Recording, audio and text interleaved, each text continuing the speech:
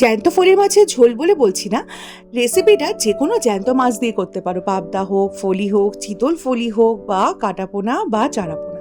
তো প্রথমে মাছটাকে নুন হলুদ বেসিক যেভাবে মাখায় সেভাবে মাখিয়ে 10-15 মিনিট ম্যারিনেট করে রাখো। তারপরে মাছটাকে গরম তেলে ভেজে নাও। যে কোনো মাছ দিয়ে বলছি কিন্তু এটা করতে পারো, শুধু ফলি মাছটা জ্যান্ত ছিল বলে ফলি মাছ দিয়ে করছি।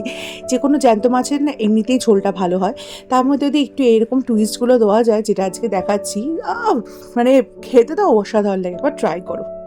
তো মাছগুলো ভেজে তুলে নেওয়ার পরে ওই তেলে দিয়ে দিচ্ছি আলু।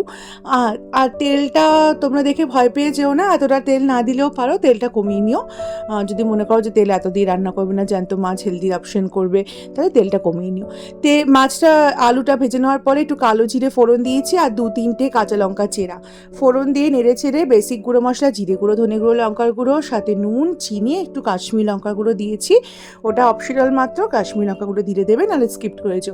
একটু তেলের মধ্যে মশলাটাকে নেড়ে একটু জল দিয়ে তারপরে ভালো করে মিশিয়ে একটু টক দই, ওই 3-4 চামচের মতো টক দই ফেটিয়ে দিয়েছি, তারপর একটু জল দিয়েছি। টক দই দেওয়ার সময় গ্যাসের ফ্লেমটা অফ করে নিয়েছি, তারপর জল দিয়ে ভালো করে মিশিয়ে তারপর গ্যাসের ফ্লেম অন করে একটু জল দিয়ে এই ভাজা মাছগুলো দিয়ে গ্যাসের ফ্লেমটাকে মিডিয়াম হাইতে রেখে দেবো।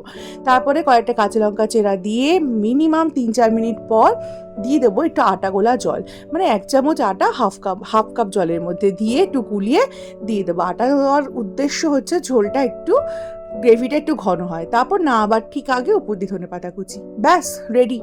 এই রেসিপিটা যে কোনো মাছ দিয়ে ভালো লাগে, আর খেতে কিন্তু গরম ভাতে অসাধারণ লাগে। আর জ্যান্ত মাছ হলে তো কোনো কথাই নেই। তো জ্যান্ত ফলি এইভাবে ট্রাই করে দেখো, পেঁয়াজ রসুন ছাড়াও কিন্তু এরকম রেসিপি ফাটাফাটি লাগে।